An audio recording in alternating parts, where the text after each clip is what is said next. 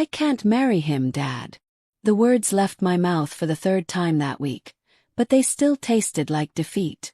I pressed the phone harder against my ear, fingers trembling, watching my golden retriever sniff at the base of an old stone planter. Kate, you are being unreasonable. My father's voice carried that edge he used when his patience had run dry. Bob comes from a good family. His means stability. What more do you want? What more did I want? I wanted to not feel sick every time I thought about spending my life with a man who looked at me like I was a trophy to be won. I wanted to not remember the way Bob had grabbed my wrist at dinner last week when I disagreed with him. His fingers pressing just hard enough to leave marks he knew no one else would see. I wanted my father to ask me if I was happy instead of if I was being practical.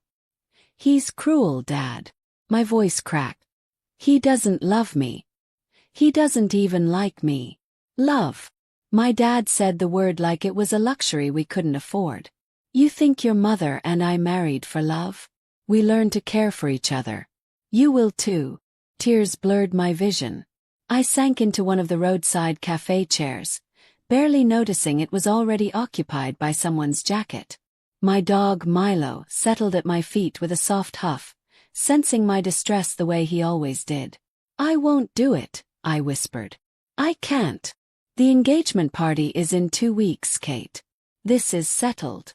The line went dead. I sat there, phone still pressed to my ear like maybe if I held it long enough, someone would call back and tell me this was all a mistake. That I had a choice. That my life was still my own. Tough conversation. The voice came from beside me, deep and unhurried, with an accent that wasn't quite local. I jerked my head up, suddenly aware that I wasn't alone. The man sitting 2 feet away shouldn't have startled me, but he did. Not because he'd appeared out of nowhere, but because of the way he looked at me. Like he'd heard everything. Like he understood. He was older than me, late 30s maybe, with dark hair swept back from a face that was too sharp to be kind but too magnetic to look away from. He wore a simple black shirt, sleeves rolled to his forearms, and there was a Doberman at his feet, mirror image of my retriever but all lean muscle and alert eyes. I'm sorry, I managed, swiping at my face. I didn't realize anyone was sitting here. You didn't. He tilted his head slightly. I sat down about 2 minutes ago. You were busy. Heat crept up my neck. I should go. You should finish your cry first. His voice wasn't mocking. It was almost gentle. Trust me, walking through the streets with that face will get you more attention than you want. Despite everything, I almost laughed. That bad? You look like someone just stole your future. The accuracy of that statement knocked the air from my lungs. I stared at him, this stranger with eyes too knowing and a half smile that felt like a dare. Hey there, my wonderful friend. How's your day going? I hope you're ready for this story, because it's about to take you somewhere unexpected. I'd love to hear your thoughts as we go. Drop a comment and tell me where you're watching from, and what you think of Kate's situation so far. Now let's get back to it. Something like that, I said finally, looking away from him. Milo had inched closer to the Doberman, tail wagging cautiously. The other dog remained perfectly still, disciplined in a way that spoke of serious training. Let me guess. The stranger leaned back in his chair, fingers laced over his stomach, completely relaxed. Family wants you to marry someone you don't love. My eyes snapped back to him. You were eavesdropping. You were crying in public. I shrugged. I have ears. So do you love him? No. Does he love you? No. Then why are you marrying him? Such a simple question. Such an impossible answer. Because my family needs me to, I said quietly. Because his family has connections mine needs. Because I'm 26 and unmarried, and apparently that makes me a disappointment. Because saying no means losing everything I've ever known. That's a lot of reasons that have nothing to do with you. His bluntness should have offended me. Instead, it cracked something open in my chest. It doesn't matter what I want, I said. It never has. The stranger was quiet for a moment, studying me with an intensity that made my skin prickle. Then he reached down and scratched his dog behind the ears, the gesture surprisingly tender for someone who radiated such controlled danger. "Maybe your parents don't care about that man," he said slowly. "Maybe they just want to see you settled, happy, married to someone who'd fight for you. That's a nice fantasy. Is it?" He met my eyes again. "What if you brought someone home? Someone better than this Bob? There is no one else." The admission tasted bitter. That's the whole problem. If there were, they'd have no leverage. There's always someone else. Something in his tone made my pulse skip. I studied him more carefully now. The way he sat, the confidence that wasn't arrogance but certainty. The expensive watch on his wrist that didn't match his casual clothes. The scar that disappeared into his hairline above his left temple. "Are you suggesting I hire an actor?" I tried to make it sound like a joke. "I'm suggesting you bring home a man who'll make them forget Bob exists. And where exactly would I find someone willing to append their life for a stranger's family drama?" He smiled then, really smiled, and it transformed his entire face. Made him look younger. Almost playful. "You're looking at him." And blinked. "What? Bring me home." He said it like he was offering to carry my groceries, not propose a scheme that was absolutely insane. "Introduce me as your boyfriend. Your fiancé if you want to be dramatic about it. I guarantee your parents will have questions, but they won't be pushing Bob anymore. This had to be a joke. Test. Something. I don't even know your name. Daniel." He extended his hand across the small space between our chairs. "Daniel Corleone." His grip was warm and firm and sent electricity racing up my arm. "Kate Mercer." My voice sounded far away. "And you can't be serious." "I'm always serious. You don't know me. You don't know my family. Why would you possibly help me?" For the first time, something flickered in those dark eyes. Something that looked almost like pain. "Let's just say I know what it's like to be trapped in a life you didn't choose," he said quietly. "And I have a weakness for people trying to escape." Milo chose that moment to flop over onto his back, demanding belly rubs from Daniel's Doberman. The bigger dog looked at mine with what I could only describe as dignified confusion. "Your dog has no sense of personal boundaries," Daniel observed. "He thinks everyone wants to be his friend. Optimistic. Foolish, usually. Maybe." Daniel looked at me again. "Or maybe he just knows who's safe." The weight of that statement settled between us. This was crazy. This man was a complete stranger offering to solve my problem with a solution that created a dozen new ones. I should stand up, thank him politely, and walk away. Instead, I heard myself ask, "Why would they believe you? They'll want to know everything. How we met. How long we've been together. They'll investigate you. Let them." There wasn't a trace of concern in his voice. "I promise I'll pass whatever test they want to give. This is insane." "Probably." He stood then, and I realized he was taller than I'd thought, broad-shouldered and imposing in a way that made the quiet street feel smaller. His dog rose with him, instantly alert. "But you have 2 weeks until an engagement party for a man you can't stand. I'm offering you an alternative. Think about it." He pulled a card from his pocket and placed it on the table between us. Thick, expensive paper with nothing but a phone number embossed in silver. "Call me if you change your mind, Kate Mercer." Then he walked away, his Doberman at his heel, leaving me alone with my frantically confused dog and a business card that felt like it was burning a hole in the table. I picked it up with shaking fingers. What had just happened? And why did every instinct I had scream both danger and relief when I looked at where Daniel had disappeared into the evening shadows? I kept the card for 3 days. 3 days of staring at my phone. 3 days of Bob texting me about wedding venues and honeymoon destinations like my opinion mattered. 3 days of my mother calling with updates about guest lists and dress appointments. 3 days of feeling like I was drowning in a future that would erase me completely. On the 4th day I called the number. He answered on the 2nd ring. "Took you longer than I expected," Daniel said, no greeting, no pretense. How did you know it was me? Because no one else has this number. That should have been my first real warning. Who had a phone number they gave to no one? But I was too desperate to care about red flags. I need to know you're serious, I said, pacing my apartment while Milo watched me with concerned eyes. I need to know this isn't some elaborate joke. Meet me tomorrow. Bring questions. I'll answer what I can. What you can. I stopped pacing.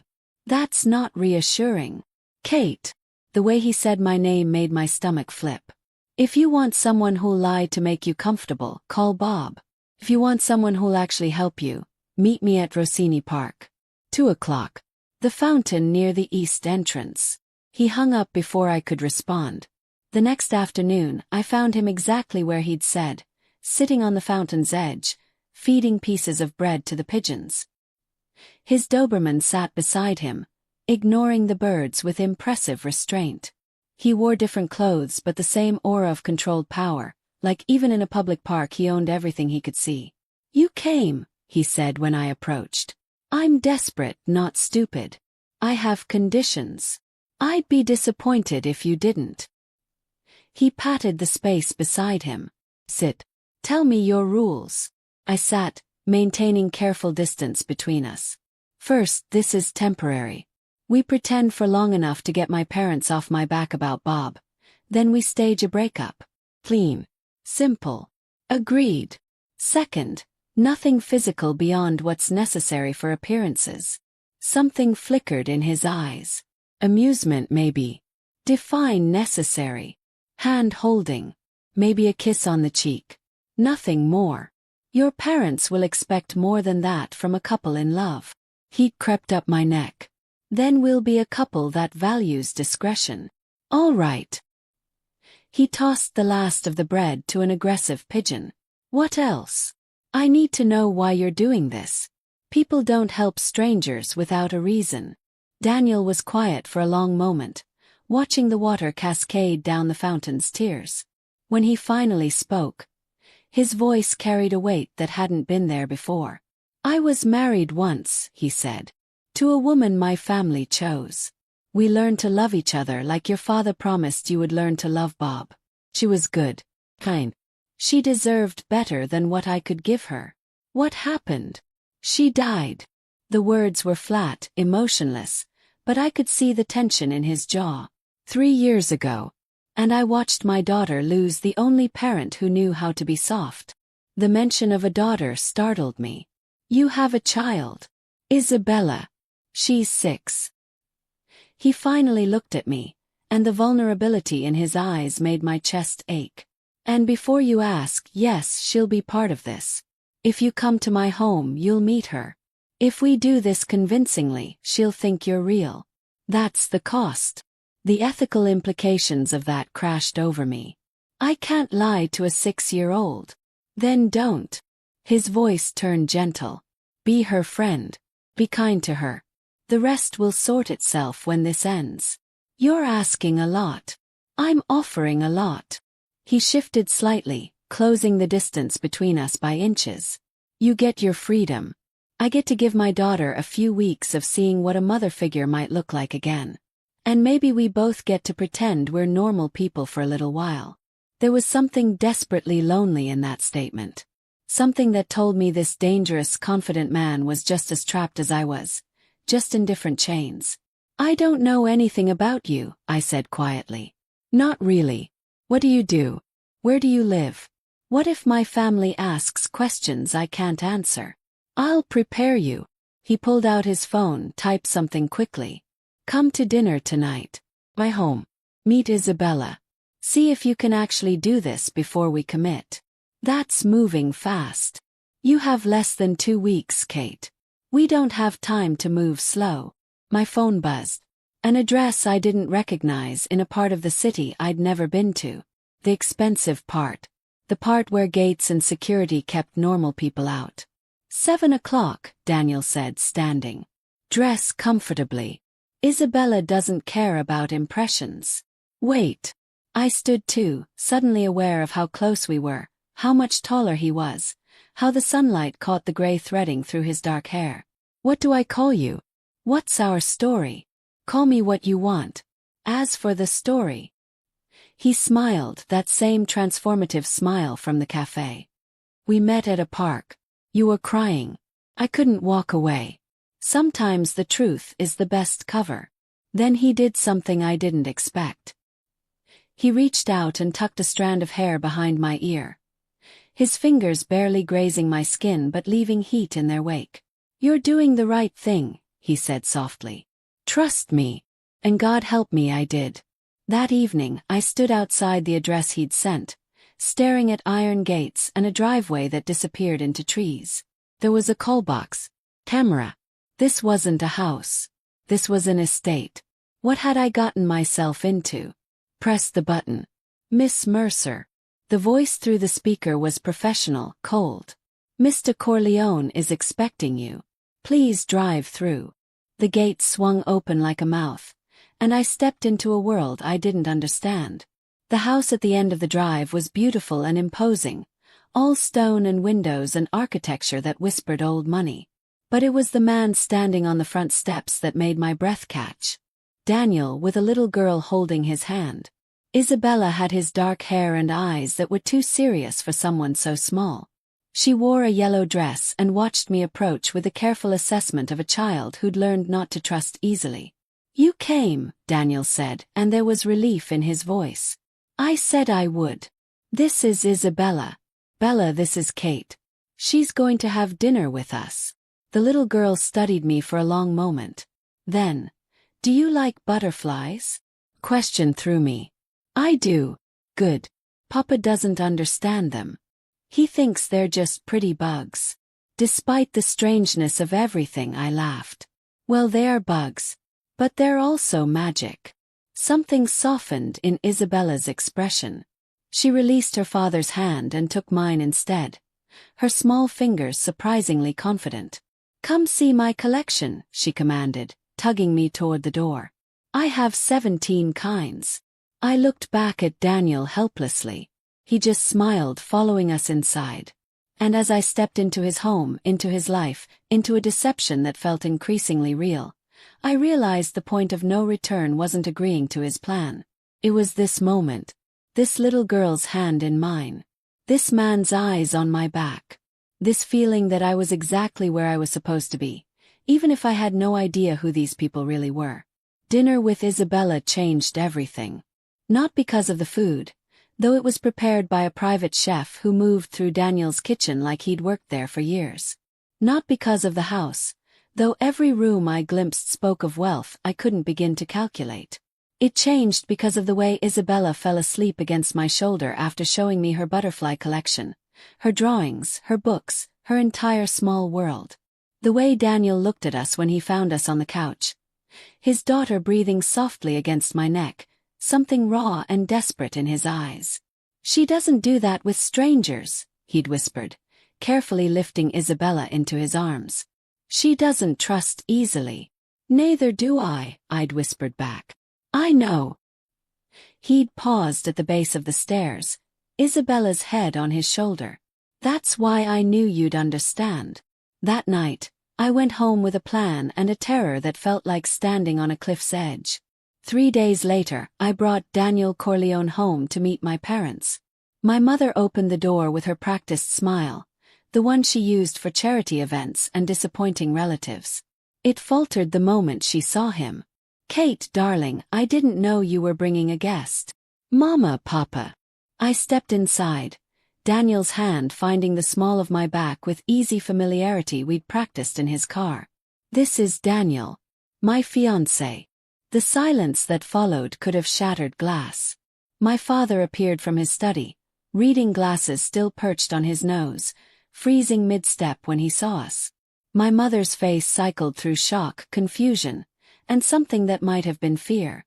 Because even I had learned in the past 72 hours of hasty preparation, that the name Corleone meant something in this city. Something that made restaurant hosts stammer and business associates lower their eyes. Daniel had told me enough to prepare me, but not enough to scare me away. I'm sorry, my father said slowly, his voice carefully controlled. Did you say fiancé? I did. I moved closer to Daniel, drew strength from his solid presence. I wanted you to meet him before I called off the engagement to Bob. Called off? My mother's voice rose half an octave. Kate, what are you talking about? The party is in 9 days. Then cancel it. My voice stayed steady even though my heart was trying to escape my chest. I'm not marrying Bob. I'm marrying Daniel. My father's eyes had never left Daniel's face. There was recognition there, understanding, and calculation. Mr. Mercer. Daniel extended his hand, his accent thicker than usual, his posture radiating controlled power. I apologize for the abrupt introduction. Your daughter and I had hoped to approach this more delicately, but circumstances have accelerated our timeline. Circumstances. My father didn't take the offered hand. You'll forgive me, Mr. Corleone, but I know exactly who you are. And I'm trying to understand why a man of your reputation is standing in my home claiming to be engaged to my daughter. Because I love her. The lie fell from Daniel's lips like truth. Smooth. Certain. Absolutely convincing. My mother sank into the nearest chair. How long has this been going on? My father's voice had gone dangerous. How long have you been seeing my daughter behind our backs? 4 months, I said, using the timeline we'd rehearsed. We met at a charity event. We've been careful to keep it private because he didn't want his world touching you, my father finished. His eyes still locked on Daniel. But apparently that wisdom has limits. My world is changing. Daniel's voice carried weight I didn't fully understand. I have a daughter who needs stability. A life I'm trying to build away from old shadows. Kate understands that. She's accepted both. Has she? It wasn't a question. My father finally moved, circling Daniel like a predator assessing threat. And Bob? His family won't take kindly to this embarrassment. Bob doesn't love me, Papa. I forced him to look at me. You know he doesn't. This marriage was never about my happiness. It was about your security. I'll be secure. I glanced at Daniel, found him already watching me with an intensity that made my skin warm. I'll be more than that. I'll be happy. My mother made a small sound of distress. Vincent, we can't just. No. My father held up a hand. No, we can't just dismiss this. He turned to Daniel fully. You understand what you're taking on. The questions this will raise. The conversations I'll need to have. I do. And you're prepared to have this family scrutinize every aspect of your life, your business, your intentions? Scrutinize all you want. Daniel's hand tightened almost imperceptibly against my back. You won't find anything that should concern you regarding my commitment to your daughter. The careful phrasing wasn't lost on my father. You won't find anything that should concern you regarding my commitment. Not you won't find anything. The distinction hung in the air like smoke. I need time, my father said finally. Time to verify this is real. Time to speak with Bob's family. Time to understand what's happening. You have until the engagement party. Daniel's voice turned to steel. Because on that day, whether you announce Kate's engagement to Bob or to me, she will not be marrying him. That's not a negotiation.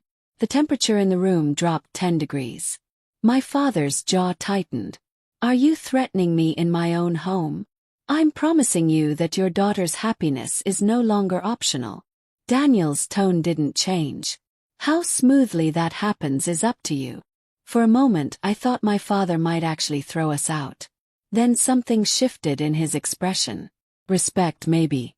Or recognition of a will that matched his own. Dinner, he said abruptly.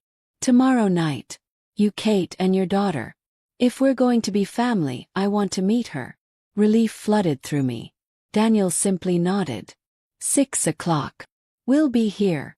We left shortly after, my mother still silent in her chair, my father watching from the window as we drove away. I didn't speak until we'd turned the corner, out of sight of my childhood home. That was terrifying, I breathed. You were perfect.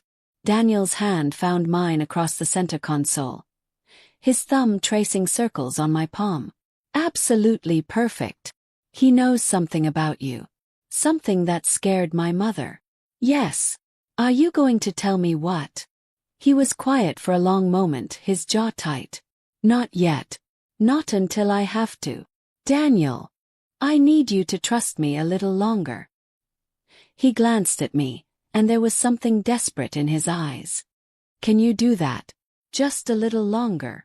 I should have said no. Should have demanded answers. Should have protected myself. Instead, I squeezed his hand. A little longer.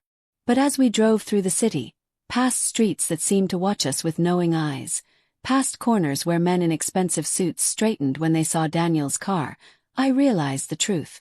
I'd already passed the point of no return. This wasn't pretend anymore. And the danger I'd walked into was so much deeper than a fake engagement.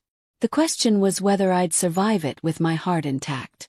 Or if Daniel Corleone would destroy me in ways Bob never could. The family dinner was a disaster waiting to happen. Isabella sat between Daniel and me at my parents' dining table. Her yellow dress replaced with a pale blue one. Her hair braided with a precision that spoke of a father who'd learned to be both parents. She'd brought a drawing she'd made that morning, a crayon family of 3 figures holding hands under a rainbow. My mother stared at it like it was evidence in a trial. "It's beautiful, sweetheart," I said softly, returning it to Isabella. She beamed at me, then reached for my hand under the table. My father cleared his throat. "Mr. Corleone, I've made some inquiries since yesterday. I expected you would." Daniel's voice was calm, but I felt him tense beside me. "Your business interests are diverse. Import-export, real estate, several restaurants and nightclubs." My father cut his steak with surgical precision. "All legitimate on paper. On paper and in practice." Daniel met his eyes steadily. "I've worked hard to build something clean for my daughter to inherit. And before, when you worked for your family's less legitimate enterprises." The room went still. Isabella looked up at her father, confusion in her young eyes. I squeezed her hand gently, trying to distract her. "Before, I made choices I'm not proud of," Daniel said quietly. "Choices I've spent the last 3 years distancing myself from. My wife's death made me reevaluate everything. I wanted Isabella to have a different life. How convenient that this reevaluation coincides with my daughter entering your life." "Vincent," my mother said softly, warning in her tone. But my father wasn't finished. "You'll forgive a father's concern when a man with your history appears out of nowhere, claiming to love his daughter after 4 months of secret courtship. I don't blame you for questioning me." Daniel's hand found mine on the table, his grip firm. "If I had a daughter Kate's age, I'd do worse than ask questions." "Would you?" My father leaned back. "What would you do exactly if someone unsuitable tried to take her from you?" The threat hung in the air like a blade. "Papa, stop." My voice cut through the tension. "You're being cruel. I'm being protective." "No, you're being controlling." I stood, Isabella's hand still in mine. "The same way you were when you tried to force me to marry Bob. You don't get to approve my life. Not anymore." My phone buzzed in my pocket. Then again. And again. I pulled it out, meaning to silence it, but the messages made my blood run cold. The first message from Bob read, "I know what you're doing." Another came through immediately. "You think you can embarrass me. Embarrass my family." Then another. "You have no idea who you're playing with, Kate." The last one made my hands shake. "He can't protect you from me. Kate." Daniel was standing now, reading my expression. "What's wrong?" I handed him the phone. His face transformed into something terrifying. Something that made my father stand too, instincts recognizing danger. "We need to leave," Daniel said quietly. "Now." "What's happening?" My mother's voice climbed. "Bob." I grabbed my purse with shaking hands. "He's threatening me." "Let him threaten." My father's voice was hard. He's a spoiled boy throwing a tantrum. He'll calm down. You don't understand what family he comes from. Daniel was already moving, Isabella in his arms, his other hand reaching for me. Vincent, I need you to listen very carefully. Keep your doors locked tonight. Don't open them for anyone you don't know personally. I'll have someone watch your house. You'll have someone. My father's eyes widened. What exactly are you involved in? Exactly what you suspected. Daniel's voice was cold now, the gentleness gone. And right now, that's the only thing keeping your daughter safe. We left before my parents could respond, Daniel moving with military efficiency. He strapped Isabella into her car seat, then turned to me. Get in. We're going to my house. Daniel, you're scaring me. Good. You should be scared. He cupped my face, forcing me to meet his eyes. Bob's family has connections to people I used to work with, people who don't forgive embarrassment. I knew this was a risk, but I thought I had more time before they'd move. Move. Move how? He didn't answer, just guided me into the car. The drive back to his estate was silent except for Isabella's soft questions about why we'd left so quickly. Daniel soothed her with practiced lies, his voice gentle for her while his eyes stayed hard on the road. When we pulled through his gates, there were more cars than usual. Men in dark suits standing at intervals along the drive. Papa! Isabella's voice was small. Why are Uncle Benjamin's friends here? Just a precaution, Principessa. He parked, then turned to me. I need you to stay inside tonight. Don't leave for any reason. I need to go home eventually. No. The finality in his voice startled me. You don't. Not until I know it's safe. You can't just keep me here. Watch me. He got out, opened Isabella's door, and before I could protest further, we were inside the house. A man I didn't recognize approached immediately, speaking to Daniel in rapid Italian. I caught only fragments, but the words I understood made my stomach twist. Surveillance. Movement. Authorization. When the man left, Daniel turned to find me watching him. Take Isabella upstairs, he said quietly. Get her ready for bed. I'll be up in 20 minutes. Daniel. Please, Kate. The desperation in his eyes stopped my argument. Please just trust me a little longer. So I took his daughter's hand and led her upstairs, away from the dangerous men speaking dangerous words in her foyer. I helped her brush her teeth and change into pajamas covered in butterflies. I read her 3 stories while my mind raced with questions I couldn't ask. Will you stay tonight? Isabella asked as I tucked her in. I don't want you to go. I don't think I have a choice, sweetheart. Good. She smiled, already half asleep. I like when you're here. Papa smiles more. My heart cracked open. After she fell asleep, I found Daniel in his study, a glass of something amber in his hand, staring out the window at his illuminated grounds. Tell me the truth, I said from the doorway. All of it. He didn't turn around. You know what I am, Kate. You've known since your father said my name and your mother went pale. Say it anyway. I'm the head of the Corleone family. His voice was flat. What the press calls organized crime. What the streets call the Mafia.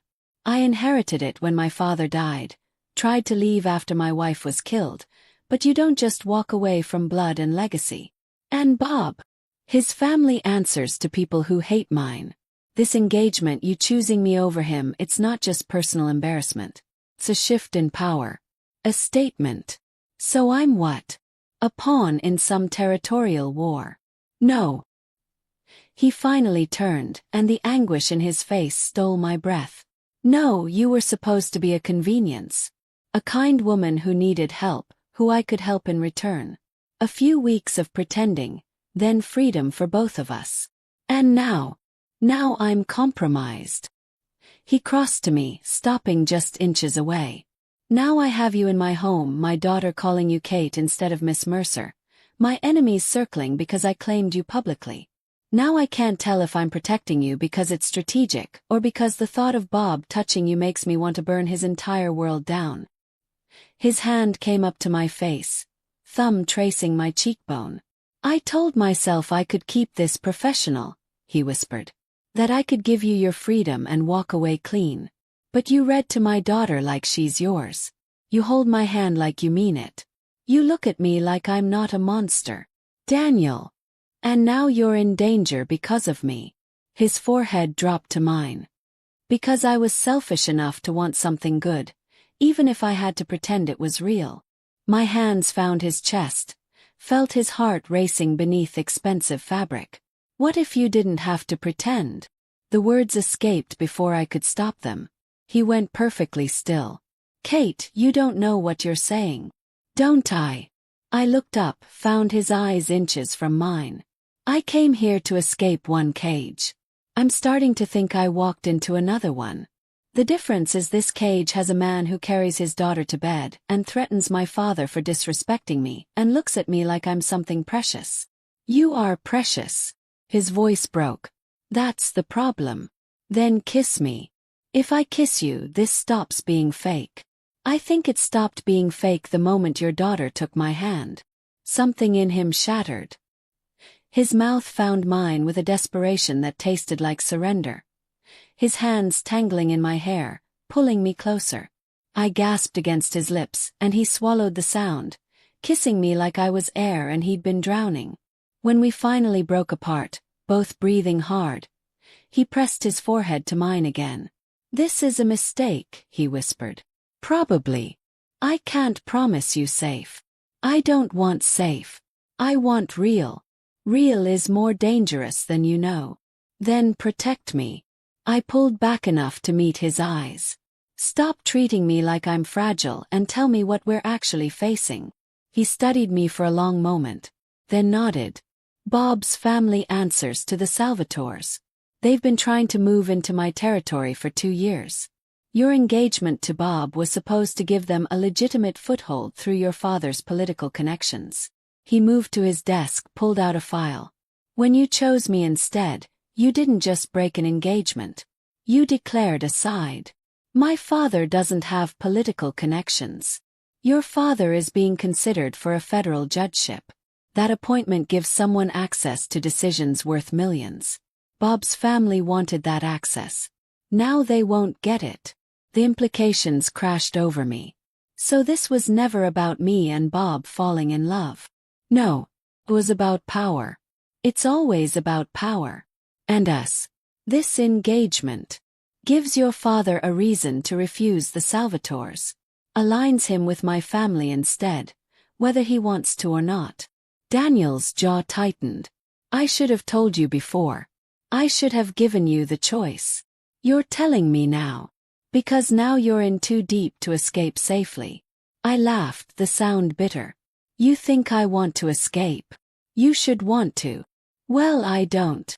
I moved closer, invaded his space the way he'd invaded mine. "I don't want Bob. I don't want safe. I want the man who offered to append his life for a crying stranger. The man who braids his daughter's hair and reads her butterfly books. The man who kissed me like I mattered." "Kate!" The window behind him exploded. Daniel tackled me to the ground as glass rained down, his body covering mine, shouting something in Italian I couldn't understand. Men flooded into the room, guns drawn, chaos erupting.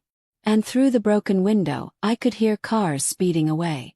On Daniel's desk, among the scattered papers, a bullet had embedded itself in the wood. Right where he'd been standing 30 seconds before. Right where I'd made him move when I'd stepped closer. I'd saved his life without knowing I was doing it. And someone had just tried to kill him in his own home. This wasn't a game anymore. This was war. The safe room in Daniel's basement was nothing like I'd imagined. Not cold concrete and fear, but a fully furnished space with soft lighting, comfortable furniture, and a small bedroom where Isabella slept peacefully, unaware that men with guns surrounded her home. Unaware that her father sat at a table covered in maps and phones, coordinating a response to an attack that should have killed him. Unaware that I was the reason any of this was happening. "Drink this." One of Daniel's men, the one he'd called Benjamin, handed me water I didn't want. "You're shaking." It was. My whole body trembled with adrenaline that had nowhere to go. Daniel spoke rapid Italian into his phone. His voice cold and commanding, nothing like the gentle tone he used with his daughter. This was the man my father had recognized. The man whose name made restaurant owners stammer and business associates lower their eyes. This was the Mafia boss. And I'd kissed him like he was just a man. When he finally ended the call, he crossed to me, crouching so we were eye level. "Are you hurt?" I shook my head, unable to find words. "Look at me, Kate." His hands cupped my face, forcing me to focus. "Are you hurt?" "No, I'm fine. I'm just..." The words tumbled out. "Someone tried to kill you. In your own home. With your daughter upstairs. With me there. Someone tried to." "I know." His thumb brushed away tears I didn't realize were falling. "I know. But you're safe now. Isabella's safe. That's what matters. What matters is that this is my fault." I pulled away from his touch, stood on unsteady legs. "If I hadn't pushed you away from that window, if I hadn't been there at all, if I hadn't agreed to this insane plan, if you hadn't pushed me away, I'd be dead." His voice was matter-of-fact. "You saved my life. I put your life in danger in the first place. No, Bob did that. The Salvatores did that. This world did that." He stood too, closing the distance I tried to create. "You're the only good thing that's happened to me in 3 years. I'm the catalyst for a war. You're the reason I remembered what I'm fighting for." Benjamin cleared his throat from across the room.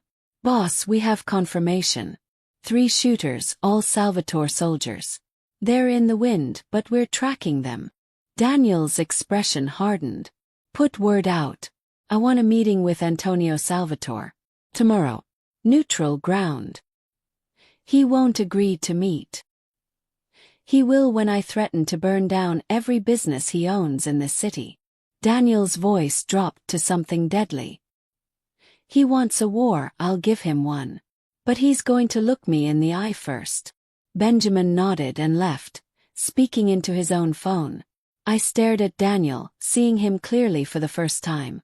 Not the man who'd offered to help a crying stranger. Not the father who braided his daughter's hair. The man who could threaten to burn down businesses like he was discussing the weather. "You're scared of me now." It wasn't a question. "I'm scared of what you can do." I wrapped my arms around myself. "I'm scared of what I've gotten myself into. I'm scared that Isabella will wake up and ask why there are men with guns in her house. She won't wake up. She's used to this."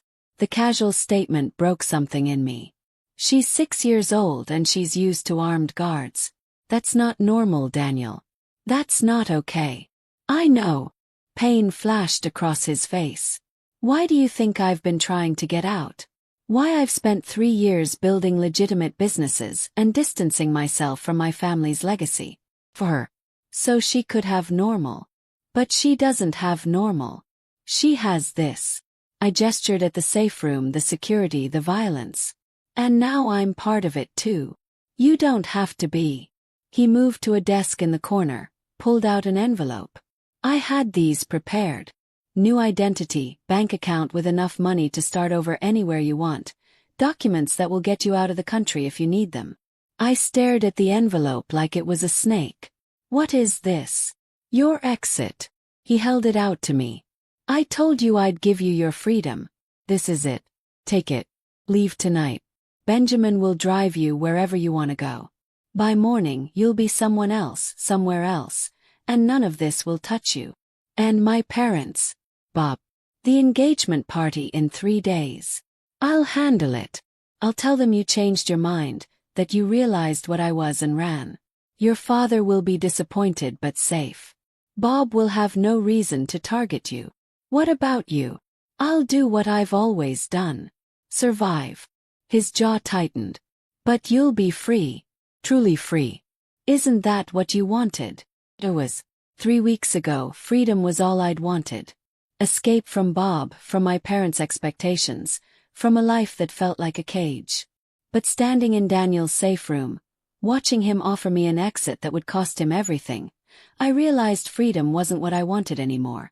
And Isabella. My voice cracked. I'm supposed to just disappear from her life. Let her wake up tomorrow and wonder where I went. She'll understand eventually. She's 6. She won't understand. She'll just know that another person she cared about left her. Tears streamed down my face now. Just like her mother did. Daniel flinched like I'd struck him. Don't do that, he said quietly. Don't make this about her. Everything is about her. You said so yourself. You're building a different life for her. You're trying to get out for her. You brought me into this for her. I stepped closer, the envelope still between us. So don't pretend my leaving won't destroy her. Better destroyed now than dead later. His voice broke. Better she loses you now than watches you die because of me. Because that's where this ends, Kate. That's always where this ends. The people I love die. The confession hung between us, raw and devastating. Your wife, I whispered. It wasn't an accident, was it? Car bomb meant for me. She was driving my car because hers was in the shop. His hands shook as he set the envelope on the desk. I watched the explosion from my office window. Watched my entire world end in fire and smoke. Watched my daughter lose her mother because someone wanted me dead. Daniel. So yes, I'm giving you an exit. Because I can't watch that happen again. I can't bury another person I love because they made the mistake of standing too close to me. Another person I love. The words settled over me like snow, quiet and transformative. You love me, I said softly.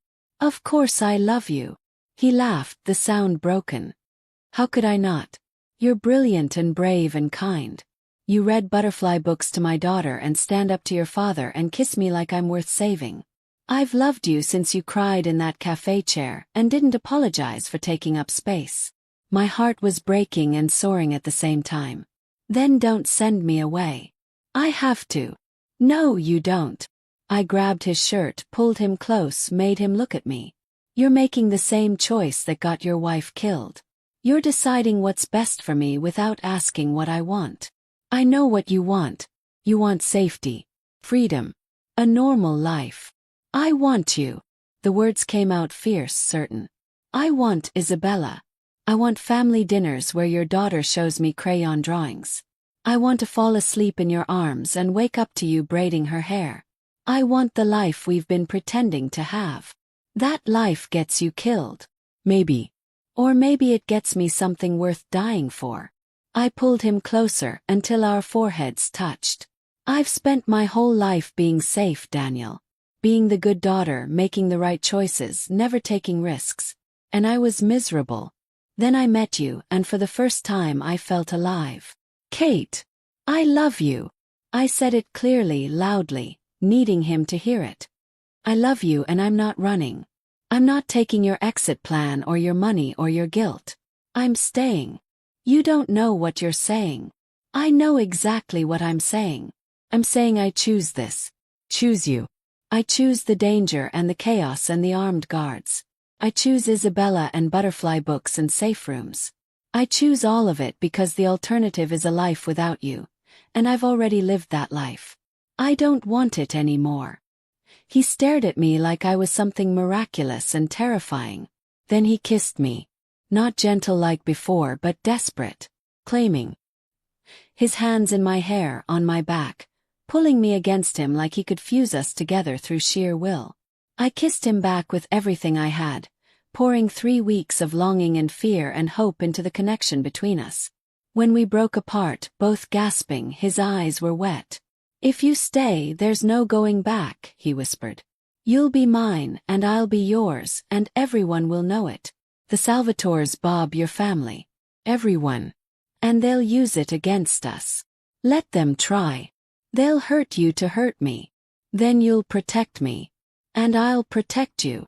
I cupped his face, made him see my certainty.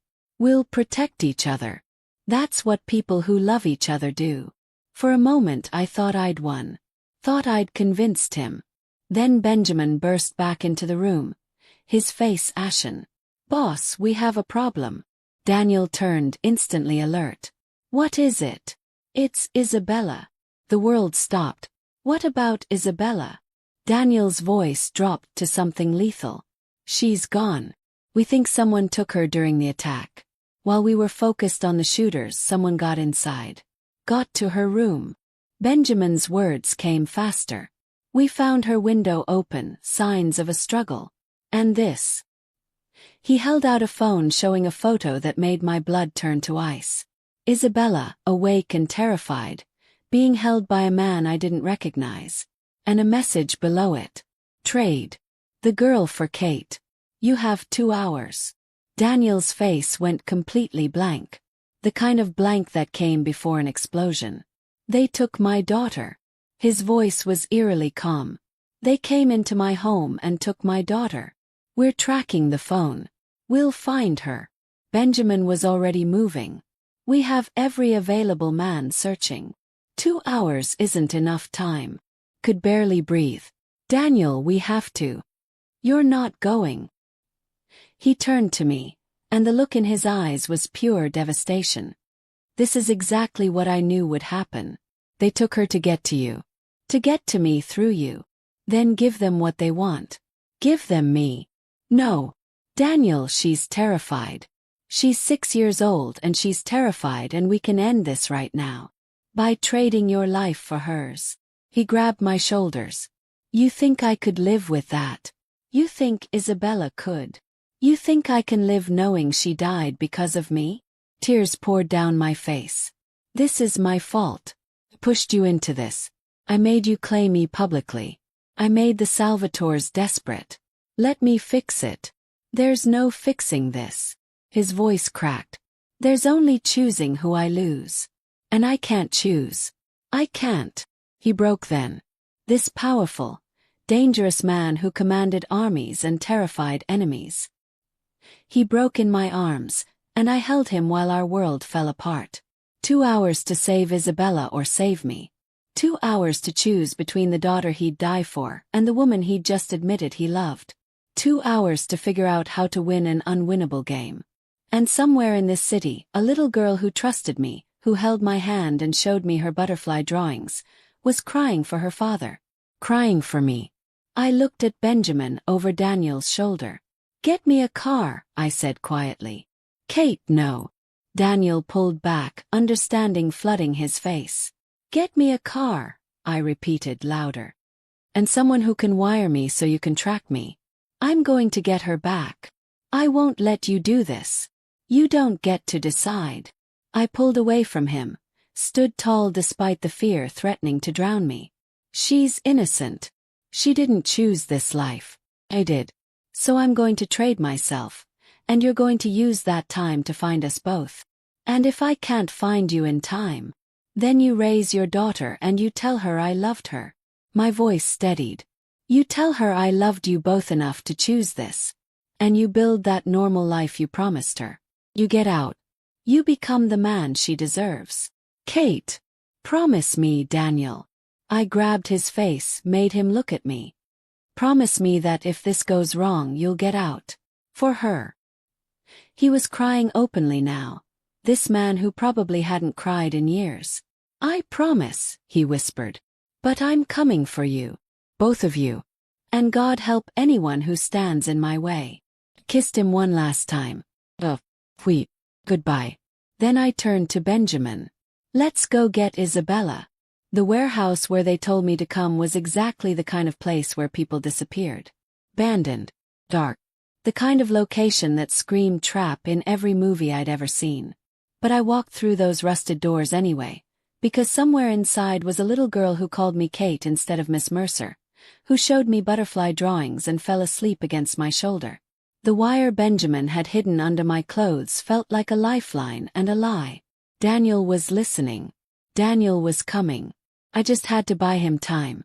The space inside was vast and empty except for 3 figures waiting in the center. Bob stood flanked by 2 men I didn't recognize, and even from a distance, I could see the rage twisting his handsome features into something ugly. But no Isabella. Where is she? My voice echoed in the empty space. Hello to you too, Kate. Bob smiled, and it was all cruelty. I have to say I'm impressed. I didn't think you'd actually come. I'm here. Now give me Isabella. In a minute. First we talk. He gestured to the men beside him. Do you know who these gentlemen are? They work for the Salvatore family. The family you embarrassed when you chose that criminal over me. Daniel is not a criminal. He's the head of a mafia organization. Bob laughed. How is that not a criminal? He's also a father trying to protect his daughter. A man trying to build something legitimate. More of a man than you'll ever be. The slap came fast, snapping my head to the side. Pain exploded across my cheek, and I tasted blood. You don't get to talk to me like that anymore, Bob hissed. You're not some prize anymore, Kate. You're leverage. And when the Salvatores are done using you to destroy Corleone, you're mine. My wife. My property. My punishment. Fear tried to choke me, but I pushed it down. Daniel was listening. Daniel was coming. I just had to keep Bob talking. Is that what this was always about? I straightened, met his eyes. Power. You never wanted to marry me. You wanted what I represented. Of course. You think I'd choose you for any other reason. His lip curled. You're not that special, Kate. But your father's judgeship is. And you were the key to controlling it. My father will never work with you now. He will when we have his daughter. Bob nodded to one of the Salvatore men. Bring the girl. A door at the back opened, and my heart stopped. Isabella stumbled through, pushed by another man. Her face was tear-stained, her butterfly pajamas dirty, but she was alive. When she saw me, she screamed. Kate! She tried to run to me, but the man held her back. Let her go, I said, forcing calm into my voice. I'm here. That was the deal. Me for her. The deal was you for her, one of the Salvatore men agreed. But we never said when we'd let her go. As flooded my veins. What? We keep you both, Bob explained, enjoying this. Insurance to make sure Corleone behaves. To make sure your father cooperates. To make sure everyone understands that crossing the Salvatores has consequences. You can't do that. We can do whatever we want. Bob moved closer, grabbed my chin roughly. And there's nothing your mafia boyfriend can do about it. He's probably scrambling right now, trying to figure out where we are. By the time he does, we'll be gone. You, me, and the girl. And he'll spend the rest of his life knowing he lost. You're wrong about one thing, I said quietly. What's that? He's already here.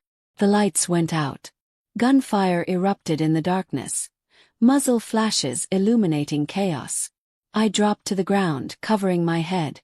Hearing Bob shout orders I couldn't understand. Someone grabbed my arm, and I nearly screamed until I heard Benjamin's voice. Stay down. Don't move. Then he was gone, and I was alone in the dark with violence exploding around me. When the emergency lights flickered on, the scene had transformed.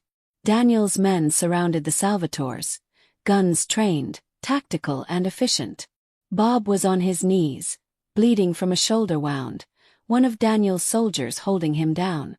And Daniel stood in the center of it all, holding Isabella. She clung to him, sobbing into his shoulder, and the look on his face was pure devastation and relief. Papa, she kept saying. Papa, I was so scared. I know, baby. You know. I'm here now. You're safe. He kissed her head over and over, while his eyes found mine across the warehouse. The relief in his gaze nearly broke me. Kate! Isabella reached for me, and I scrambled to my feet, rushed to them. She grabbed me with one arm while keeping the other around her father, creating a bridge between us. You came for me. Of course I did, sweetheart. I smoothed her hair back, checked her for injuries. Are you hurt? No. Just scared. She burrowed between us. Don't let them take me again. Never, Daniel said, his voice steel. Never again. One of the Salvatore men started to move, and 3 guns immediately pointed at him. He froze. Everybody stays exactly where they are, Benjamin commanded. Boss, what do you want us to do with them? Daniel gently transferred Isabella to my arms. She wrapped around me like a koala, and he kissed both our foreheads before stepping away. When he turned to face Bob, he was no longer the gentle father. He was the boss. The man who commanded respect and fear in equal measure. You came into my home, Daniel said quietly, each word precise. You threatened my family. You kidnapped my daughter. You think there's any outcome where you survive this? Kill me and the Salvatores will never stop coming for you. Bob spat blood. You'll start a war you can't win. There's already a war. You started it. Daniel crouched, met Bob eye to eye. But I'm going to give you a choice. The same choice you gave Kate. Marry into a family you hate or disappear. What are you talking about? The Salvatores are here because you convinced them Kate's father would be useful. That his judgeship was worth this risk. Daniel smiled, cold and sharp. But what happens when they learn you failed? When Vincent Mercer not only refuses to cooperate but actively works against them because you terrorized his daughter? Fear flickered in Bob's eyes. You become a liability, Daniel continued. A failure. And we both know how organizations like the Salvatores handle liabilities. He stood, looked at the Salvatore men. Take him. Explain to Antonio exactly how spectacularly his plan collapsed. Let him decide what Bob's failure costs. Understanding dawned on Bob's face. No. No, you can't. I'm not doing anything. Your own people will handle you. Daniel turned his back, dismissing him. Get them out of my sight. The Salvatore men hauled Bob to his feet. He screamed, begged, promised revenge, but they dragged him away anyway. 'Cause Daniel was right. Bob had failed, and in their world failure had consequences. When they were gone, Daniel came back to us. Isabella was half asleep against my shoulder now, exhausted from fear and tears. Let's go home, he said softly. He said it like I belonged there. Like we were already a family. The ride back to his estate was quiet. Isabella slept between us, her hand clutching mine even in unconsciousness. Daniel drove with one hand, the other resting on his daughter's knee, grounding himself in her safety. You shouldn't have gone, he said finally. I had to.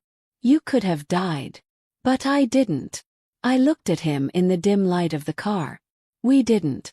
We're all here. All safe. This time. His jaw tightened. What about next time? Then we handle it.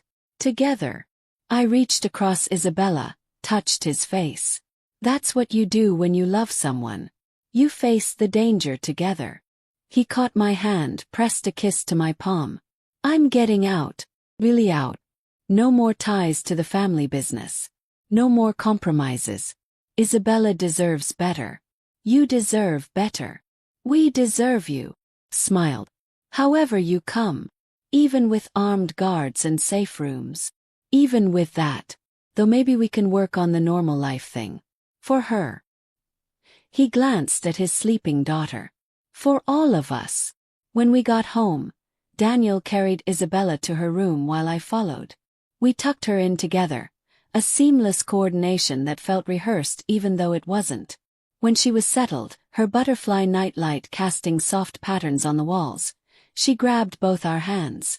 Don't leave, she mumbled half asleep. We're not going anywhere, Daniel promised. Either of you, she insisted, looking at me. My throat tightened. Either of us. She smiled and let sleep take her. In the hallway, Daniel pulled me close, buried his face in my hair. I almost lost you both tonight, he whispered. I can't do that again. I can't survive that again. You won't have to. I pulled back, made him look at me. I'm not going anywhere. I'm staying. With you, with Isabella, with all of this. What about your family? Your father? As if summoned, my phone rang. My father's name on the screen. I answered, putting it on speaker so Daniel could hear. Kate, are you all right?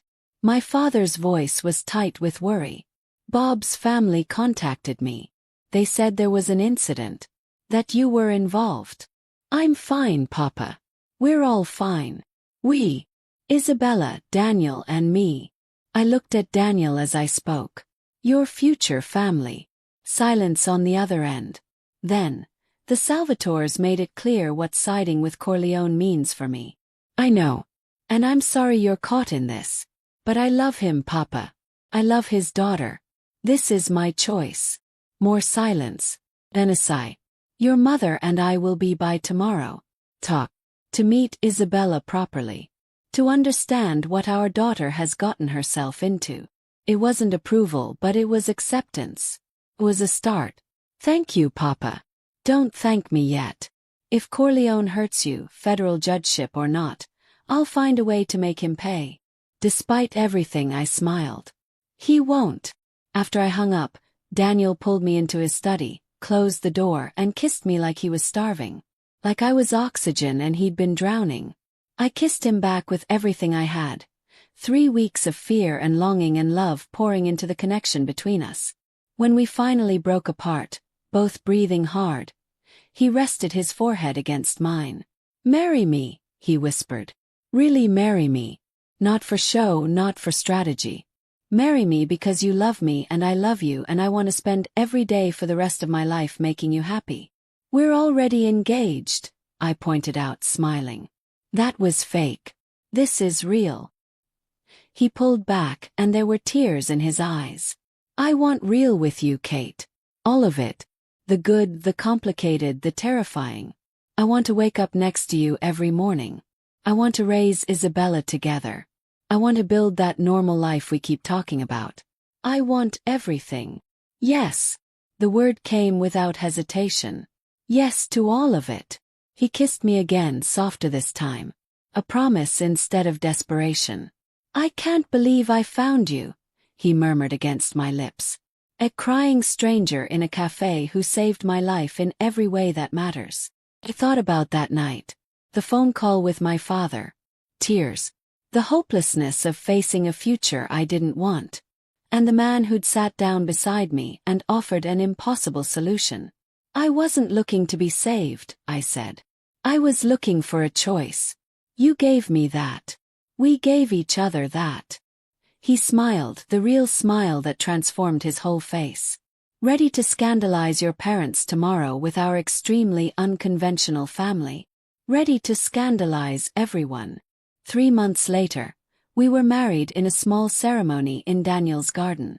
Isabella was our flower girl, throwing petals with such enthusiasm that half of them ended up in the fountain. My parents sat in the front row, my father still wary but softening, my mother already planning how to spoil her new granddaughter. Benjamin stood as Daniel's best man, armed even at a wedding because old habits died hard. And when Daniel kissed me as his wife, really and truly his wife, I thought about the woman I'd been 3 months ago. Trapped, hopeless, ready to marry a man I didn't love to satisfy other people's expectations. I'd come so far from that woman. What are you thinking about? Daniel whispered as we danced, Isabella giggling between us because she'd insisted on being part of our first dance.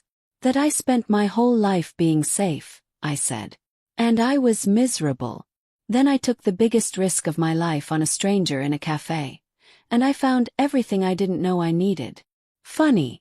He spun us, making Isabella shriek with delight. I was thinking the same thing. That I spent 3 years being dead inside. And then a woman crying about her father brought me back to life. We saved each other, I said. We did. He kissed me softly, then Isabella's head. And now we get to live. Later that night, after the guests had left and Isabella was asleep, I stood in the same cafe where we'd first met.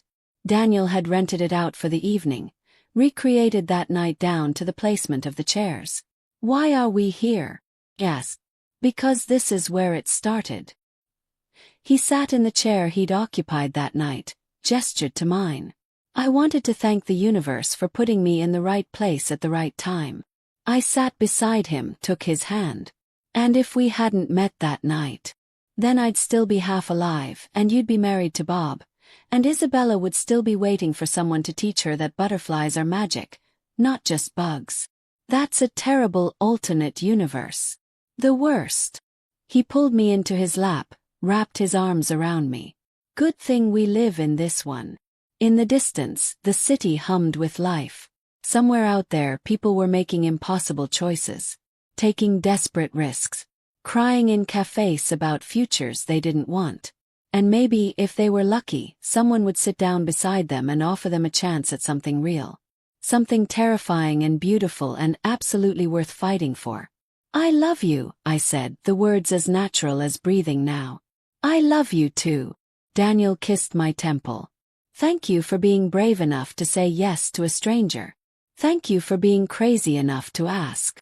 We sat there as the evening deepened, two people who'd found each other in the chaos, who'd chosen love over safety, who'd built a family from desperate chances and impossible odds.